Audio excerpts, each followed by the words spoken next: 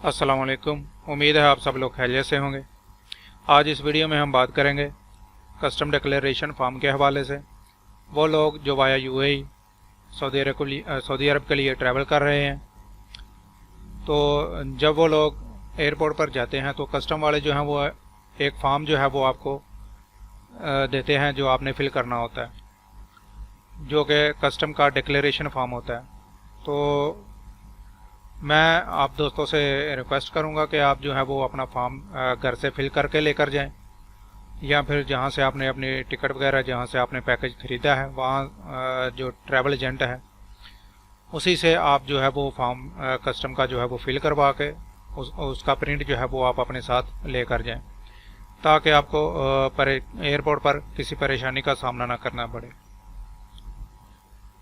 तो इस वीडियो में मैं आपको बताऊंगा कि कस्टम डिक्लेरेशन फॉर्म में आपको कौन कौन सी इन्फॉर्मेशन जो है वो प्रोवाइड करनी है और क्या आपने इसको जो है वो कैसे फिल करना है।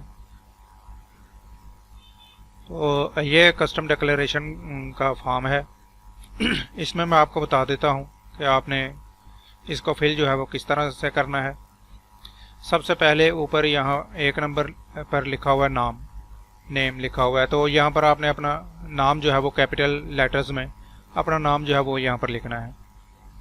ठीक हो गया। दूसरे नंबर पर आपने यहाँ से अपना जेंडर जो है वो सिलेक्ट करना है। आप मेल हैं फीमेल हैं वो आपने यहाँ से सिलेक्ट कर लें, उस पर टिक मार्क लगा देना है। उसके बाद तीसरे नंबर पर डेट ऑफ बर्थ आपसे पूछेगा, तो यहाँ पर आपने अपना फर्स्ट दो कॉलम जो है यहाँ पर आपने अपनी डेट लिखनी है। यहाँ पर आपने अपना जो मंथ है, डेट ऑफ बर्थ का जो मंथ है वो यहाँ पर आप लिखेंगे, और यहाँ पर आप ईयर्स जो है वो लिखेंगे। तो चौथे नंबर पर पासपोर्ट नंबर आपने यहाँ पर लिखना है। उसके बाद पाँचवें नंबर पर नेशनैलिटी, यहाँ पर आप पाकिस्तानी लिखेंगे। 6 नंबर पर कंट्री कमिंग फ्राम, तो यहाँ पर आपने पाकिस्तान लिखना है। कंट्री गोइंग टू, यहाँ पर आप यूएई लिखेंगे। 8वें नंबर पर name of countries visited during the last 7 days, तो इसको आपने ऐसे ही छोड़ देना। अगर आप लास्ट 7 डेज़ में या आपने कहीं किसी और मुल्क के लिए ट्रैवल किया है तो उस कंट्री का नेम जो है वो यहाँ पर आप लिखेंगे, अदरवाइज़ आप इसको ब्लैंक छोड़ दें। 9वें नंबर पर पर्पज़ ऑफ विज़िट, यहाँ पर आप पर्सनल जो है वो सिलेक्ट कर लें। और 10वें नंबर पर कॉन्टैक्ट पर्सन और स्पॉन्सर, तो यहाँ पर आपने अपना नंबर जो है वो यहाँ पर लिखना है। यहाँ पर आपने अपना कॉन्टैक्ट पर्सन का नेम जो है वो यहाँ पर लिखेंगे, और यहाँ पर आपने अपना पाकिस्तानी नंबर जो है वो लिखना है।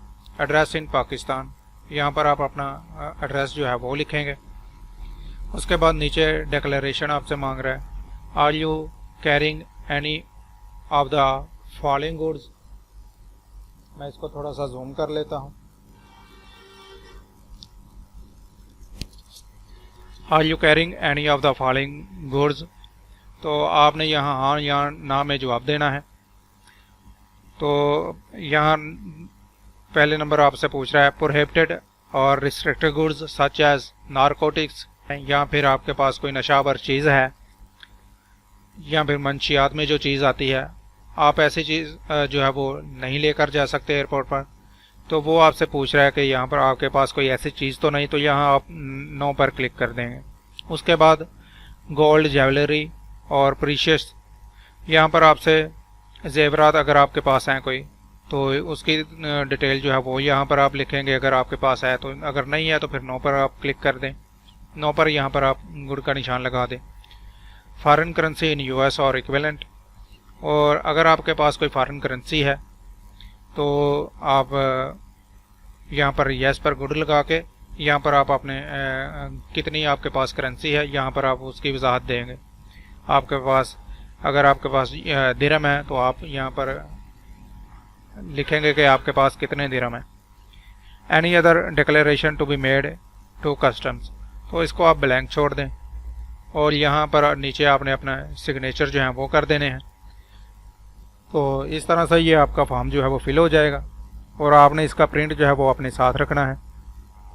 जब आप एयरपोर्ट के लिए निकलेंगे तो आप इसको अपने साथ लेकर जाएं, ताकि एयरपोर्ट पर आपको किसी परेशानी का सामना ना करना पड़े। उम्मीद है वीडियो आपको पसंद आई होगी। वीडियो को ज़्यादा से ज़्यादा शेयर करें और लाइक करें, और मज़ीद इन्फॉर्मेटिव वीडियो के लिए मेरा चैनल जो है वो सब्सक्राइब कर लें। अल्लाह हाफिज़।